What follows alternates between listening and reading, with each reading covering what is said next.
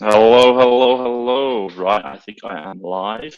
This is the Fast Track FBA USA live Facebook and live YouTube. I think we have a lot of people on YouTube. So if you are here, do drop us a big hello down below. I'm just gonna try and get my framing right. I have a bit of space above the head. Just drop the hello down below, like where you are, where you're from, and hey, we are here to help you with the USA. USA UK or Amazon USA, Amazon UK, Q4, VAs, anything you want to ask my question, just drop me a message. Let me know if you're here. Drop a hey down below. I'm just going to quickly check that we are actually online because you know what, sometimes these things don't kind of go right. So if I just kind of check that, that's going to be good. So let me just check here. Yeah, you got me online here. If you are here, do just say hi. Drop me a message. And hey, if you've got any questions, obviously there's a big I can sit here all day long and talk about my business, but really, I'd love to kind of answer any questions you've got. What you're doing, is anything I can help you with right now. In our business, we're pretty much gearing up for Q4. We're even looking at. I've just been away for this weekend, and I'm gearing up, looking at what I'm going to be doing next year. So really thinking about next year before I get into Q4. Why?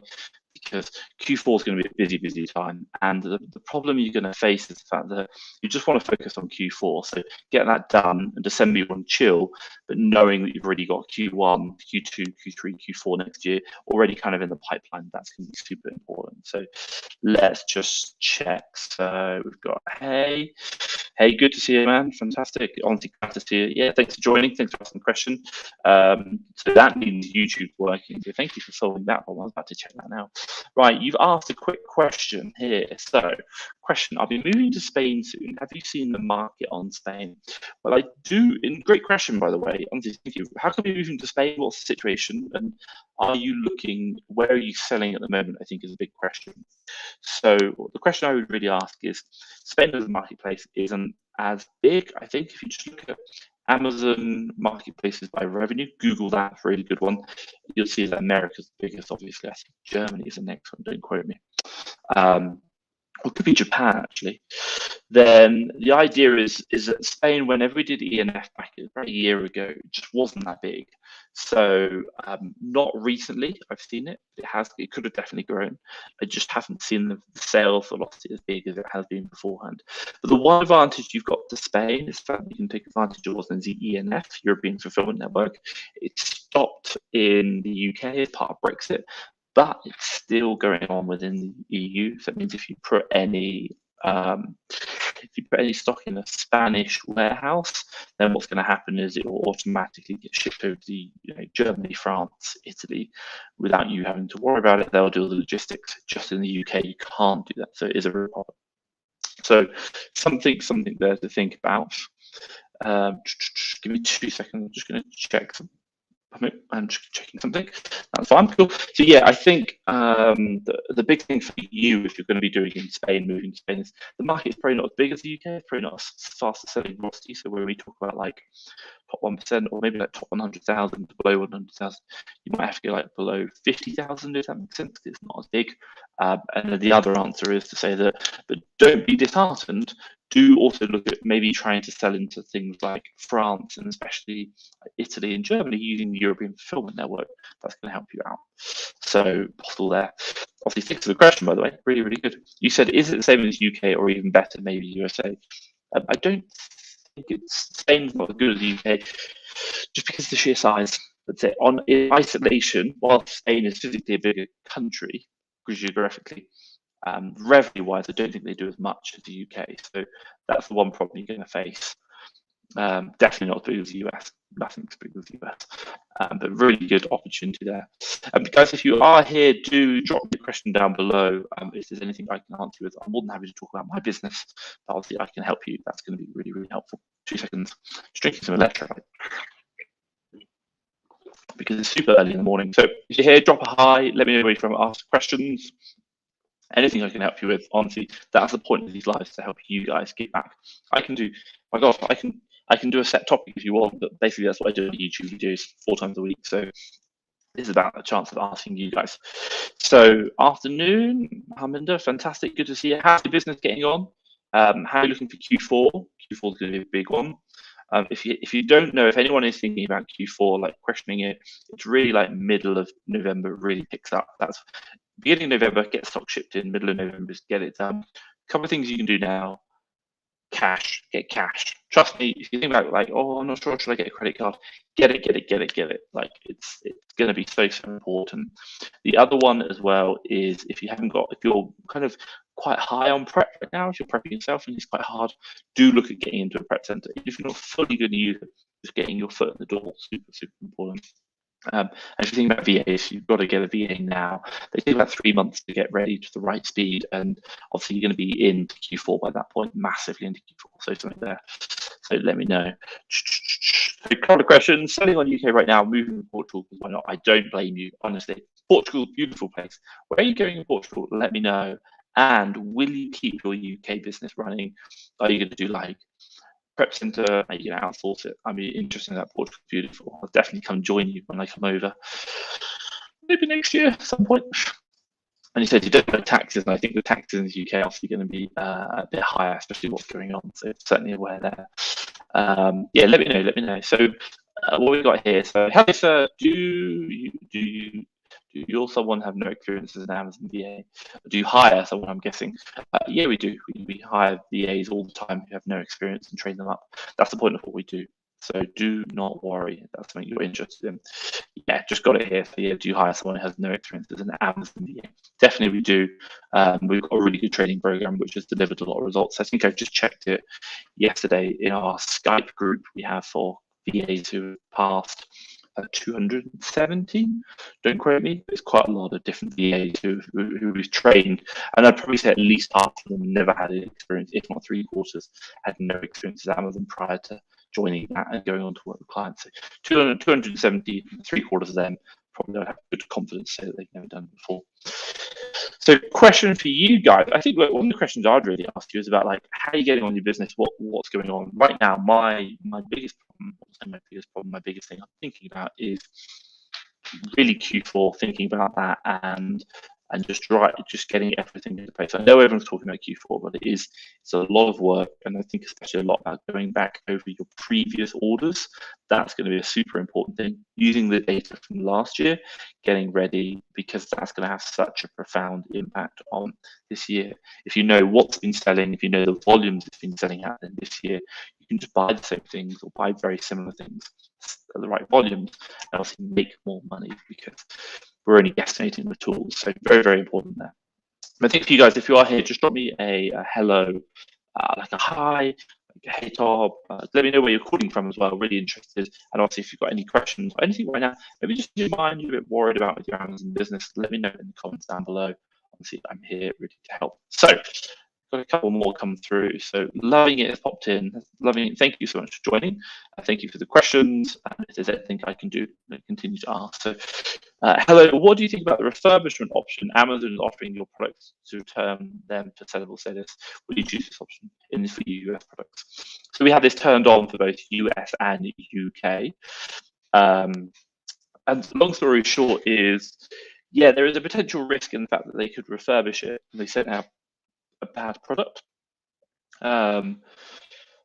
Law, but really agree with that. There is a risk that they could refurbish it. It's not done well, but generally speaking, in the sheer volume of like orders we're getting, especially the UK, we don't really have problems with it at all. They're pretty good, and I think their kind of definition internally of like when you can refurbish and put it back in, it's got to be of like very good standards so that no one's going to complain, because we know how Amazon, pernickety Amazon are with there's like the mark on it, it's not new, you can't sell it, unsellable.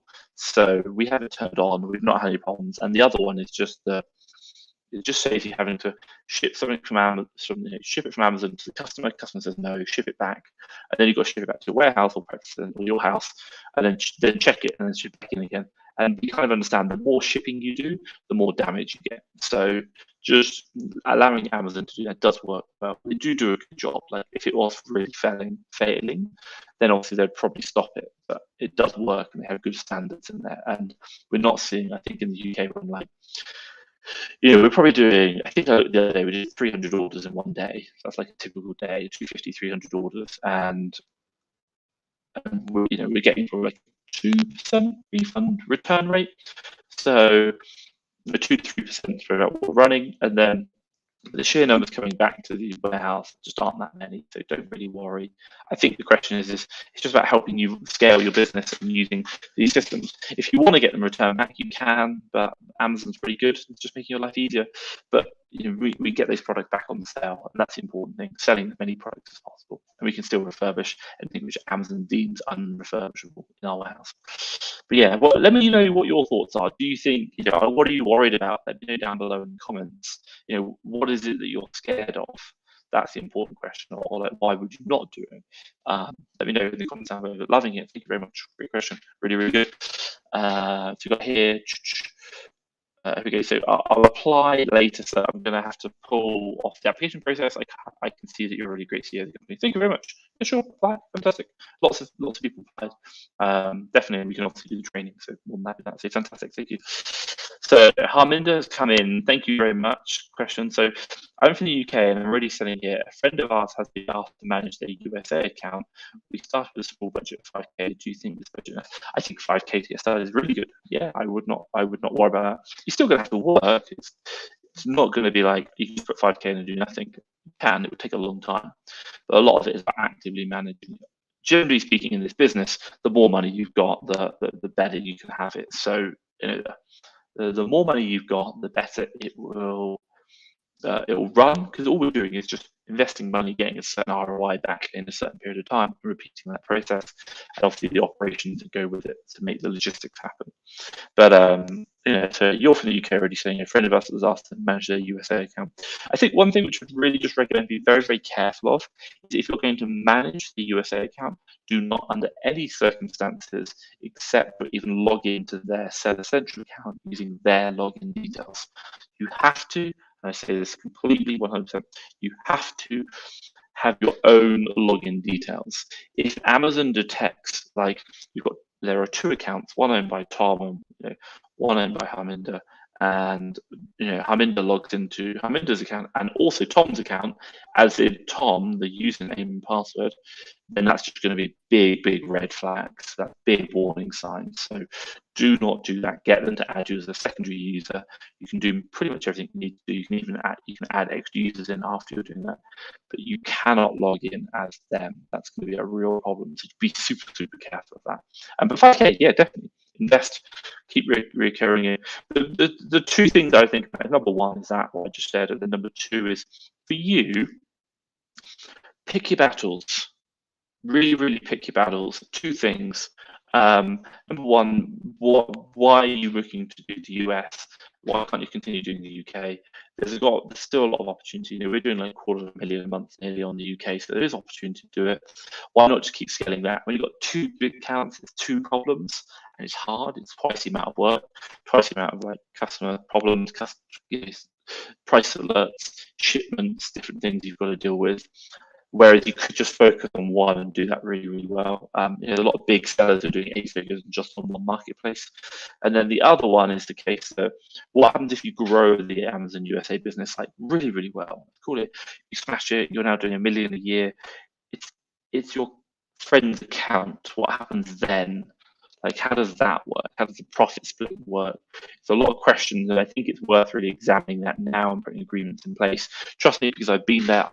My first company I started with someone, and it was a night. Like, it was really difficult. Like, it was a nightmare. It was an absolute nightmare. I literally had to say, either you leave the company or I stop. And we worked out that I was doing like 93% of all the revenue for the company. So just be very careful of that. So how that agreement looked like. Even though if they're not doing anything, it's just their account. Cool, but you still need to like be aware of what happens when we grow it, because obviously that's what you want. You want to grow. But hey, really good question, guys. If you're here and you've got any questions, please let me know in the comments down below.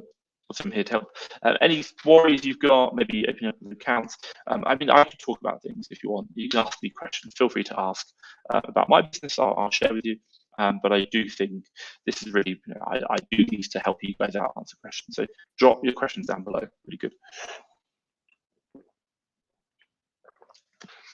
I do love electrolytes. It's not the best thing for you. Right. Next question. So IL, thank you very much for joining. Thank you for the question, by the way, really, really good. And hey, it's how we learn. And I'm not saying I know the answers. Asking questions really helps. So really, really good. So can you please let me know how it's possible to have 2 accounts UK and USA with different companies? Does Amazon have an issue with the same IP address? Okay, so I actually have 3 accounts if you want to know. So you need to just be very careful about what's the situation. So I'll talk you through what's my understanding of what you can and can't have, and then also as well how I deal with this is going to kind of help. So number one, if you have what's known as separate legal entities, they all need separate accounts. So what does that mean? So let's call it, we've got Tom's Amazon UK Business Ltd, and we've got Tom's Amazon USA Business LLC. And you probably notice I put the Ltd and LLC. That means that they are separate physical entities, corporate entities. They are separate corporate companies. There's, they are physically separate, and they have different bank accounts. They have different addresses. They can be registered the same address. They are separate companies. Now, if I had even 2 Ltds, it doesn't really matter, or 2 LLCs, it doesn't really matter. They are separate companies, and so they do need, by Amazon's own definition, they need a separate Amazon selling account, because the selling account is related to the corporate entity, i.e. the Ltd or LLC, and they need their own account. You cannot have one account which does multiple LTDs and LLCs. You have to have separate ones. You can what's known as combine them under a global joint account, and Amazon does let you do that. And I won't go into it, and I don't do it, by the way. They ask you like, hey, if you want, it's called like multiple login under one login. So you can do that, but I don't. So I have them separate. Now, if they are separate companies, separate physical entities, yes, they need to be separate. And I said it before, I had 3. So what are my 3? I have an LLC in the US, one separate entity. I have an LTD in the UK, another separate entity, and then I have another Amazon account under my personal name as a sole trader. Obviously, I don't trade through that one, but I just have the account. Every 3 months it goes, you've not sold anything, we're downgrading you from the professional to the normal one. I just talk about that, and I just upgrade it again. So it's a bit annoying, but we do use that. So 3 accounts or 3 things. Now, you can log in under the same IP addresses to do it. Amazon, obviously, they know who you are because when you created it, you had your passport and you told them who you were, and that's your form of ID. So they're going to know, they're not stupid. But what do I do? Well, interestingly, my Amazon UK Ltd and my Amazon UK personal, I log in under the same IP address, but the personal hasn't made any sales. There's never been a problem with Amazon. Now, but my US LLC, we created what's known as a virtual computer, and I log into the virtual computer first, which is basically located in the US, and then that logs into like just a web browser, and then I log into the USA. So why I shouldn't need to do that, and I don't. Like the reason is, if something were to happen to one, I just that one level of like IP separation makes it a lot easier. If you're going to look at virtual machines, they're not the easiest thing. Amazon Lightsail is probably the easiest one to get started with, and that's what we used, what I use. It works, but you can do it. You can have 2 accounts with different companies. They do let you have them, and they do actually say you need them. They should be separate. But also, I will add, one company can have multiple selling accounts. So Tom UK Ltd can have multiple selling accounts, but what they cannot do, they cannot sell the same products. If they have sold the same ASINs, there's a big, big red flag there.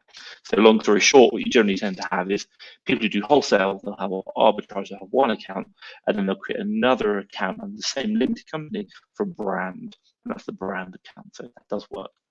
But I hope that kind of helps you out and explains. Let me know in the comments down below if that was helpful, and if there's anything I can follow up with, just let me know in the comments down below. So guys, if you've got questions, drop them down. I will help you out. We've got a few here come in, so do ask your questions. Again, my God, you're watching it. Is there anything maybe I can just help you with? So Harminder has mentioned we had an Amazon loan which is due to be paid off this month. What is the likelihood Amazon will offer a larger loan for Q4? Question for you, and I'm not 100% amazing with Amazon loans, but I think the 2 biggest factors which I really look at with Amazon loans are obviously account metrics. You want to make sure they're good, but the question Amazon's really asking is, They've just given you money, and what they want to see is growth in your company. Now, if I give you a really good example, we got offered 121,000. We took it. At that time, we were doing about 150,000 a month, probably 120,000 a month. And then we got offered, like literally the next month, I got offered another one for 132,000, which wasn't much, and I'll explain why I think so in a minute. But that was like straight away. That was like the next month. So like that was quite a big thing. So I would really look at number one, Amazon's asking, if I give you this money, are you going to grow? And they want to see evidence of that growth.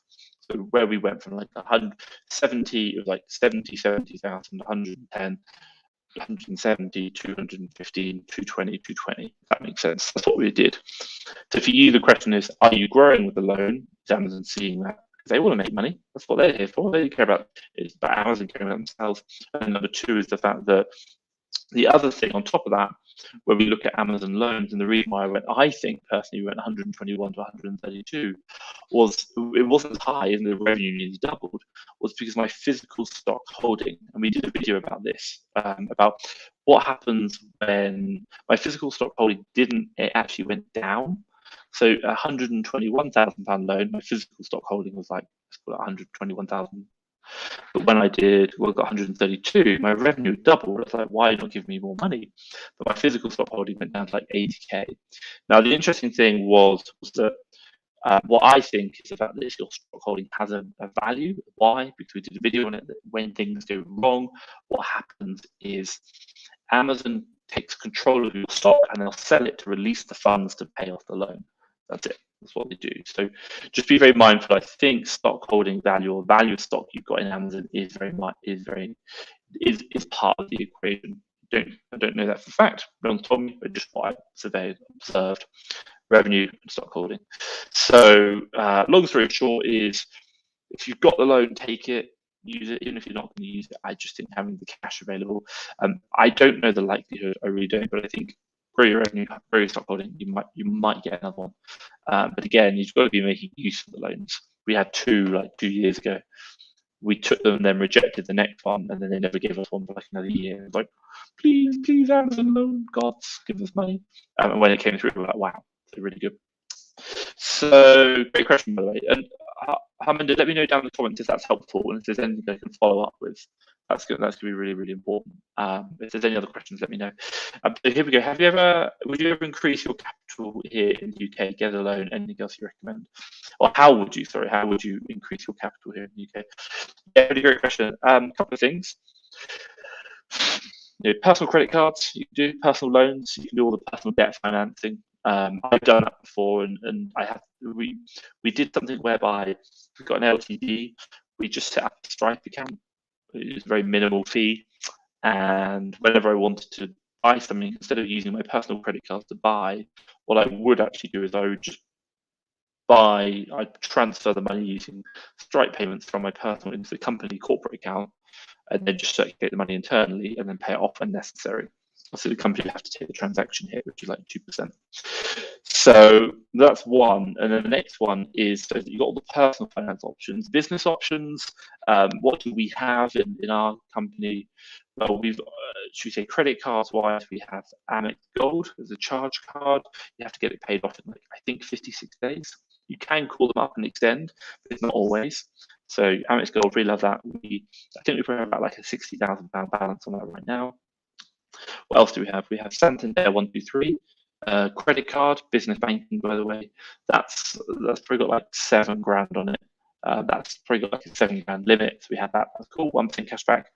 Love that. And then the other big one we really have is Capital on Tap, and that's got like £32,000 credit limit on it. And we'll probably churn that every week. So all the two credit cards, not the Amex charge, will churn every week. So we've got those three credit facilities. In addition to that, we did take advantage of the bounce back loan. I don't deny that had a massive impact on the whole Amazon ecosystem. Yeah, everyone gets given like £10,000 to £50,000. It's a lot of cash. And then the other one we have as well, we called Santander up and asked them for a corporate overdraft facility. So for our business, and said, can we do overdraft? And said yes. So we got that as well. And that's charged 5.5%. It's going up to 10%. We only get charged on what we use. And then the next one is we don't have any loans. We don't need, we have the Amazon loan. I think that's it. But you can get business loans. You can get, if you're really worried, you can do things like payability to turn the money. What else can we do? There's a lot of financing options out there. You can even look at doing private investment. I know some people have taken on like thousands of pounds from friends, family, for example, and then returned like 10, 20% at the end of the year of that money. So definitely just make them aware. So capital is going to be the biggest thing. Capital for Q4 is going to be super, super important. So coming back to your next question, hope that's been helpful. Next question is, if loans aren't available, what option you get? Again, look at the personal side. Always make sure you build your personal credit rating. That's so important. Check on that, and then look at the other options: credit cards, overdrafts, loans, private finance. Payability is the other option. There's a lot of other services like payability, which they just allow you to turn your money quicker. So it's not really capital, but you do turn your money quicker. So you have to change your model slightly, but that does work. Yeah, I think two things: just make sure you have good personal credit, and then build your business credit line. And also remember, this is a long-term game. This is like, not today, this is like the next 5 years. The hard work you're going to do today to build that credit line over the next 5 years is going to be profound. So do really think about that. That's going to help you out. So I hope that's been helpful. Let me know down in the comments if that has been helpful and answered your question. Or maybe there's something else that you're looking at. There is a lot of financing. There's a lot of money right now, like super cheap. Yeah, let me know in the comments if that's good. Sorry, I'm just like drinking lots of coffee. My God, I need coffee badly. You see, like, yeah. Entrepreneur eyes. Getting tired. So, guys, if you've got a question, let me know in the comments down below. Just going to go through a couple more. Yes, that's very helpful. Thank you, Tom. Brilliant. Fantastic. Any other questions I can help you with, do drop them in the comments down below. I just want to quickly check. Testing. Hello. I'm going to put a little comment in my, yeah, that's fine. I can see. I'm just going to put a little comment in the Facebook group to see if that's coming through. So it is. That's great. Now, Harmon just said, really helpful, Tom. Thank you. They only gave us a small loan last time. We did 5 times the turn it. So hopefully they'll give us a new one based on that. Great. Yeah. I think, look, a couple of things. No one really knows, but if I had to kind of guess, it would be look at all the metrics internally. So yes, turnover, yes, stock holding, also like seller feedback. If you're doing merchant fulfilled, what's your shipping rates? I'm not very good at them because I don't do them, but like there's loads of these like cancellation rate, etc., etc. Like all these different metrics you look at, you need to get them high as possible because that's when they're lending you, all they're asking is like, what's the risk? It's risk versus reward, and like, is this person good? And if you've got really good metrics, they'll be like, yeah, we're happy to loan. I think if I just put it out there, like we got loaned 121, which is no small amount of sum. I know Amazon have just started doing $2 million loans in the US, but prior to that, I think it's about $500,000 was the most that they were doing. So 121,000 still a big chunk of change. So I like to think we've got really good metrics. We're like 99 on feedback review. We're getting lots of feedback. There's lots of opportunity there. So get all those metrics right. That's going to really, really help you out. That's going to be super important. Yeah. So hopefully you will get another one. And just be very mindful of that. That's the important thing. So, guys, hopefully, let me know if you've got questions down below. Appreciate that. So, that's me. I'm going to put me up there. That's me. Hi, Tom. Talking to myself. And here we go. Yeah, sounds good, buddy. Fantastic. Cool. Okay, that's good. Yeah, honestly, just try lots of different financing options. Cool. Make the inquiries. Ask the questions before you apply. Just ask the questions. Do you think we're going to get? There is a credit file check they do, so you don't want to go bombard them, but just be very mindful of which ones you're doing. That definitely happens. So, having just said our metrics are really good to be in our IPIs. Yeah, I feel like interesting about IPI is kind of like I don't think I know. Yeah, fine. We're like 650. It's not really a problem. Like that's more about your shipments. I'd probably it's all about like customer feedbacks and Amazon selling metrics. But again, IPI is one of them. That's that inventory management. So they probably put that somewhere into the equation, but it's a very small one. But yeah, definitely, it sounds like you're doing. Yeah, definitely, just revenue, and also as well stock holding. I think stock holding is a potential one. and it might just be like what Amazon looks in business. I've never done it, might just be worth putting out there. Go to Essential Support, drop a question, see if you can ask the loan people what you can do to improve the chances of you getting a bigger loan. See if they let you know. Do some research on the internet. I'm sure some people know that you'll see a general consensus of what the answers are, and I think that'd be a very good metric to go to. But again, it's about Amazon. Like, Amazon's got a pot of money and they distribute that how they need to. It's not unlimited, so it might just be the pot is one day smaller. Jeff's gone to space. He needs to spend on some other things. Sorry, Amazon said us no loans this year. I'm going to space. Could just be that. So something very, very interesting. Guys, if you've got any questions, please drop them down below. Do let me know your questions and comments. Again, I can talk about me and my business, and I'll kind of mention a couple of other things, but do share. If I can help you, I'll help you. Maybe it's like VAs, maybe it's Q4, maybe it's USA, UK, maybe just a sense check on something, or maybe you want to understand how I'm doing something. I'm not saying that I'm right, I'm an expert, I'm not. But yeah, let me know. Obviously, I can help you out. So drop your comments, questions, even just like where you're calling from. Or maybe even, here's one question I'll ask all of you if you're watching. What are your revenue targets for Q4? Have you thought about how much revenue you'd like to do over Q4? I know revenue is vanity and profit is sanity, but I think revenue is a really nice goal to get to.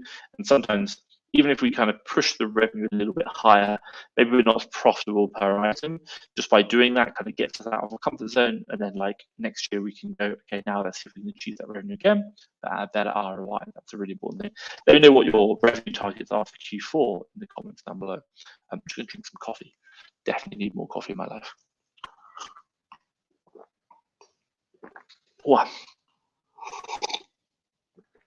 Now, if you want to know my business Q4, and I'll just talk about it now. Just guys, if you've got questions, drop them below. But my revenue for Q4, we're looking at, so we've just done for the year to date. I'm just going to load it up. Where are we at right now? Is I think like 1.2 million. I did for Q4 UK. I'd like to see into the Q4 period. Pardon me. Is if we can get to the £1 million mark over the Q4 period. So it's only 1.1. Yeah, 1.1. Okay, like 1.1. There you go. Happy days. 1.1. I'm back in focus.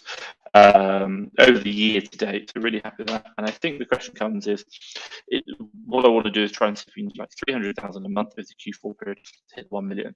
Now, profitability on that will probably be running around like 20% ROI. So it's not going to be huge, but why do I say that? Well, because even if you're doing like, let's call it 15% ROI on or even like 7% margin. I'm not saying you should be doing that, but what I can do is there's a couple of things. Number one, by pushing the revenue initially, I get my team used to just doing the sheer operational volumes of what does 1 million or 300,000 a month look like. And then once we've done that, then we can go, okay, we now know how to do it and we're operationally set up to do it. Now the next question is, how can I do that same operation but improve my margin? So when I look at kind of like the growth has been really interesting. It's revenue's kind of going up. It kind of goes up straight, up straight, up straight. And what do I mean? And why do I say up straight? Is the fact that we go up, we make money on the revenue, but we're not making so much profit. And then we kind of solidify and then we try and make it with more profit. And then we're like, cool. And then we push again and we go up, make more revenue, but again, not much, like percentage margin takes a hit. And then we go more profit. So something to do is then we kind of like do the same revenue, but more profitable, just because the team know what they're doing. They're just a bit better and they now find some deals which are working and they've got it all. But that's the thing for you when you're looking at even like this Q4, don't just think about Q4 as in like, go. What you might be like, actually, this year we've got quite a lot of cash in the bank. I'm going to really try and drive the revenue more than profitability. Why? Because two things. Number one, we're going to see operational challenges and we can improve them for next year. Number two, we all love big numbers, of course we do. Yeah, bragging rights. But then the other one I'd say is the fact that next year you're going to have so much more data from this year of sales velocity and volumes.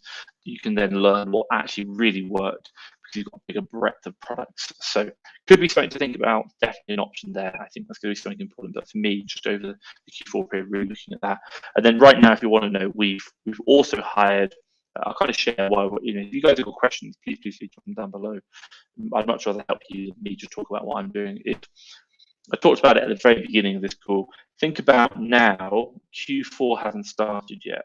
Definitely should be going into Q4, getting your finance, getting your VAs, getting your prep ready. That's what I think really. But in like October, you can really start looking at the analysis of the deals and buying that. Like maybe just take like a weekend this weekend and look at what you want to do in Q1, Q2, Q3 next year. Plan out that goal.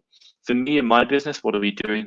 Well, interesting enough, what we identify is that we think there's a good opportunity to take advantage of wholesale in the UK. We really want to do it. We've got a lot of avenues. I've done it before. I know the margins aren't great, but we've got the money to invest, and I can definitely do it. So the question comes is, can I put that money into a wholesaler next year? So Q1, Q2, Q3 will be wholesale next year. What do I mean by that? Well, interesting. What I mean is the fact that to do that, I know that I'm going to need a team because it's not going to be me doing it. I don't have the time, so I need to hire people. Well, I could hire them in Q1, Q2, Q3 next year, but it's going to take time, and I'd rather just get them up to speed. So like, why don't we hire them now and have them work over the Q4 period? Maybe have some extra revenue and then drive the wholesale side. So next year, so if you want to know, we've just hired 3 new VAs, which is quite a lot. 3 new VAs for the business, and they're going to help with Q4, and then also as well, they're going to help with, then they're going to transition over to wholesale next year and do that. So we've got a good idea that we're going to go for, and I just really want to push that side of the business. So we've just taken a big strategic bet of hiring some more staff. Why? Maximize as much as possible the opportunity in Q4. We've got the money. And then number 2, we can transition out of OA into wholesale next year. It's going to be super important. I got a question come through here. Guys, if you do have questions, please let me know. So drop them in the comments down below. So what do we got here? So Harminder said, do you concentrate selling in specific categories? No, not at all. We're pretty much engaged in everything. I won't lie, we probably dipped out quite heavily out of toys and games when the whole, what's it called? Declaration of conformities, all that kind of that Amazon just went on a massive rampage, and it's not so bad anymore. I think out of our product range of 600, we've only got 1 request, but we did kind of come out of that. But I think we should go back in because Q4 is going to have a massive impact for that. But there's no real specific categories we focus on. I think if you're a new seller, we've just released a video actually, we're going to release a video, 2 things in the USA. Top categories for new sellers, which are ungated, and also sort of top brands. So why do I say that? Because when we first started in the USA, we could only sell certain categories. We just had to do that. Of course, you're going to have to do that, and I really recommend doing it. And then understanding what brands are and what categories are going to be super important. Now, number 2 is the fact that, but I think as you start growing, in the US now, we've probably done like 20,000 US in sales. We're starting to get ungated in a lot of things, like toys and games, automatically ungated, auto-ungating, no invoices needed. Then the idea is to say that you can just, what does it say? Is that as we start ungating, my philosophy on the whole process of specific categories is I don't really care. I just want to where we can make the money, so where my team can find them. But it doesn't mean that out of my sourcing team, I don't really try and say, I do recommend, find deals, but find what works for you. And it might be that I do a certain sourcing methodology and that works for them, or they might source from a certain category and that works for them. But again, in your business, see what works, and that's the most important thing. Learning what works. Don't do what I say just because I said it. Don't do what other people do. Practice it, try it. If it works, fantastic. If I give a really good example, there's a lot of people I've spoken to who do a very specific category, and it works really, really well for them. Why? They understand the market, they know the discounts, they know everything's going on, they know what sells, what doesn't, and that works for their business. And again, and I'd probably say my business really suffered from this. When I first started, I just did what everyone else did, £3 profit, 30% ROI, and I was I wasn't really looking at what's working in my business. So it's that. It's what's really working is the big driver. So for you saying specific categories, no, not something that you have to be doing, but I do think it's got to be something which is working in your business. So yeah, very, very important. Guys, if you've got questions, please drop it down below. I appreciate it's just going to be like me talking for a bit. But yeah, I'm really grateful for the questions you are asking and what's going on. So if there's anything you want to ask, maybe questions that you're struggling with, let me know in the comments down below. Obviously, I can answer. Let me just drink some more coffee.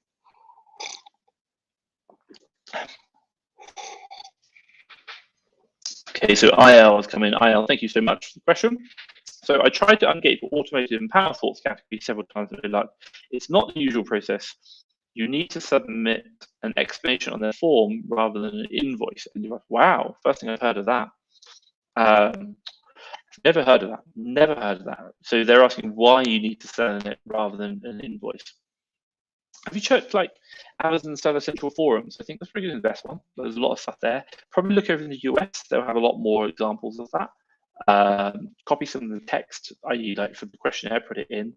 I would see what other people have done. Like, you're going to get through. I think, you know, whenever you're writing these out, is think about everything from Amazon's perspective. Like, why are they doing something different for this niche? Why are they not doing, you know, why not doing the invoice? Why is there a change? What are they worried about? Is it the fact that people are like, is it that they want certain brands, you know, to work with them, or that they want to grow into it? Like, why are they not just doing the whole invoice process? And when you write that letter, you've got to kind of think about that problem and help answer it. So it might be like, if I talk about automotive and power sports, it might be the case that it's a category which doesn't need invoice ungating, but there's been a lot of like fakes, for example, or maybe not fakes, but even like they want to work with a legitimate supply chain, and that's the problem. So they're not really worried about fakes, it might just be supply chain.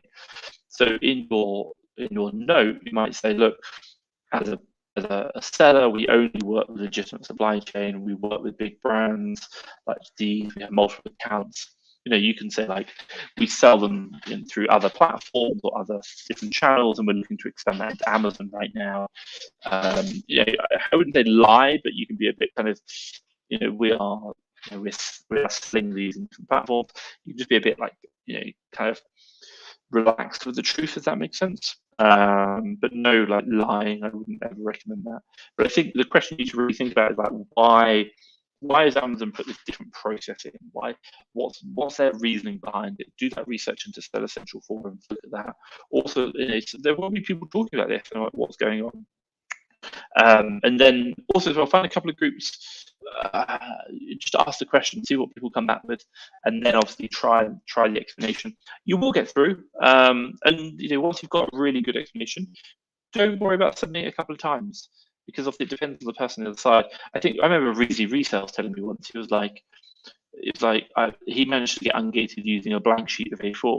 So sometimes people just don't check, which you might get lucky with.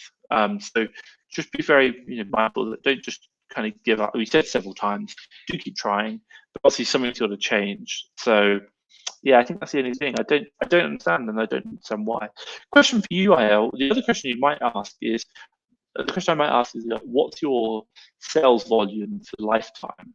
You know, when I look at my USA business, you know, we've been doing like 20,000, pretty much ungated everything. So maybe just a bit more revenue, you can get that process. Or, you know, if it isn't that, there is genuinely Amazon, like, well, regardless of revenue, we still want to get ungated, we still want this process done. Really try to understand the why behind it. That's super important. So like, even when they reject, I know it's like you can't really ask why. Might just be, you know, even you can try, but look at the research. Someone's going to be successful. Or if it doesn't exist in the forums, ask the question so that the conversation starts happening. Because if it's something new, but I've not seen or not heard of it. But yeah, thanks for sharing. Sorry I couldn't give you an exact answer, but I've kind of told you about how I'd approach the problem, and then put it there. So hopefully that has been helpful for you. That's good. Guys, we've got about 10 minutes left. If there's anything else you want to ask, drop it down below. Otherwise, you're just going to be listening to me, which obviously could be super, super boring, which is what you've been doing. I'd rather listen to me about solving your problem. So let me know in the comments down below if there's anything I can do to help you, help you with your business. Maybe something's not going on.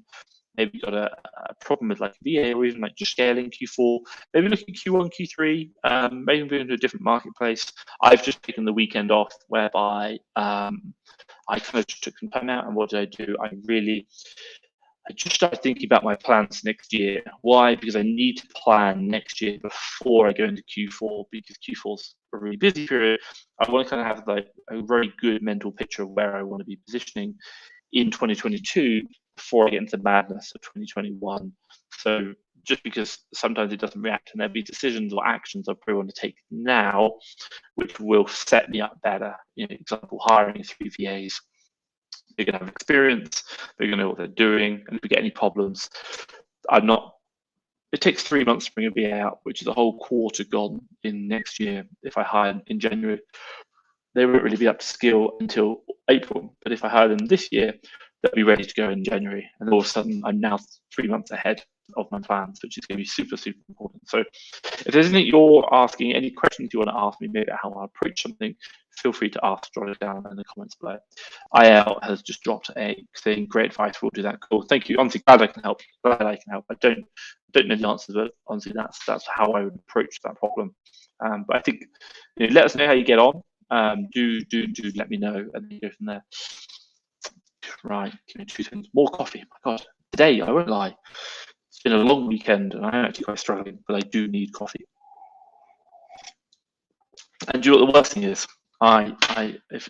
If anyone, over the weekend I bought myself a drone, like a flying drone, and it sat just like there on the table, and it's still in its box, and I've not had a chance to unpack it at all. It's just been so busy. So I think I might have a chance and time tomorrow to unpack. Like, oh my God. So we shall see. But yeah, I'd love to go fly that and learn how to do that. And it's the FPV one for the goggles. So we'll see how that goes. But guys, if you've got any questions, let me know in the comments down below. Otherwise, I'll probably finish it there, because I'm just going to be talking to myself for the next 5 minutes. So anything you want to ask, Q4, UK, USA, VAs, Amazon. I do OA, but it's even like wholesale, private label, I'm not very good at that. If you want to know, I'll also be right now I'm back in Mexico City. I'll also be in, where am I going to be? In the USA in October, just in Tampa, giving a presentation, giving a talk about how to scale your businesses with VA. So I think that's going to be a nice one. That's going to be probably about a month's time into Tampa, Florida. So I'll be over there. And then in the UK back for Christmas. That's about December. Harminder said, at what stage did you decide to take a loss? We try not to do anything of entry over 60 days. Are we too riskless? It's completely up to you.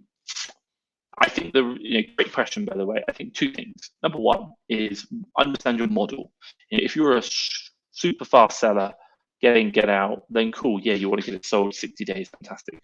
If you're like, actually, you know what? I don't really have the cash, and I don't have the team and the processes in place to do super high volume, then you might slow down. And maybe you do it 90 days, for example. I generally probably don't think you want to do more than 90 days because of the restock limits. You start kind of having problems. The other thing which I'll probably just say is look at that keeper chart. Like, honestly, look at that keeper chart. And the question you want to be asking yourself when you're doing the analysis behind keeper is, what point do I think that price is going to come back up to where I'm making the money that I want to make? So you have to, you're going to have to guess. We use all the historical data for keeper to forecast what we think is going to be in the future. And once we've used that, then knowing that information is going to be super helpful. And that's it. You're just making an educated guess about what the price will be, and then either making it once you know how long it's going to be, or you can guess how long it's going to be for the price to recover. You then make the decision: do I wait or do I sell through now and just clear out?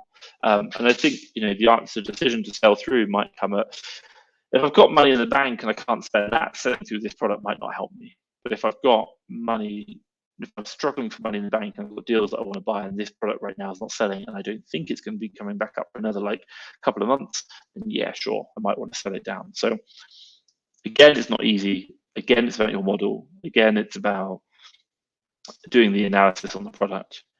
I'm a big believer in KISS. keep it simple, stupid, and I'm stupid.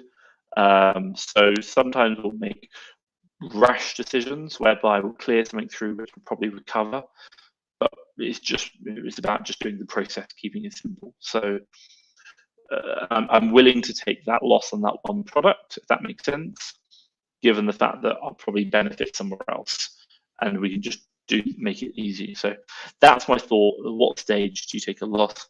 And I think the other one, which I'll probably say is, 60 days is fine. Again, going back to your models, 90 days you can do, not a problem.